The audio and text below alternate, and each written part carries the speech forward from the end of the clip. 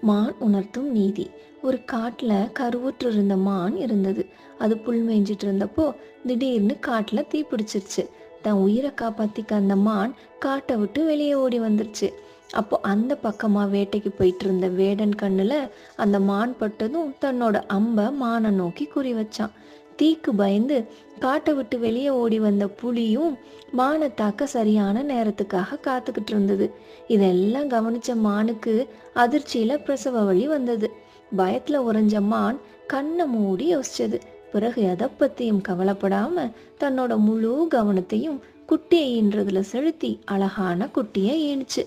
இந்த நொடிக்காக காத்திருந்த புலி குட்டியை நோக்கி பாயவே அதை கவனிச்ச வேடன் மனமிளகி தன்னோட குறியை புலியை நோக்கி திருப்பி புலியை வேட்டையாடிட்டான்.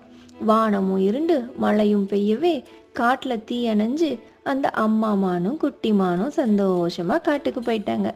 அதனால குட்டீஸ், சுத்தி எத்தனை பிரச்சனை இருந்தாலும் அதை பத்தியே யோசிச்சு கவலைப்படாம அந்த மானை போல இந்த நிமிஷத்துல பிரபஞ்சம் நமக்கு கொடுத்துருக்கும் வேலைய சரியா செஞ்சாலே போதும். வந்த பிரச்சனை எல்லாம் தடம் தெரியாம ஓடிடும். ஓம் ஸ்ரீ சத்குருவே சரணம்.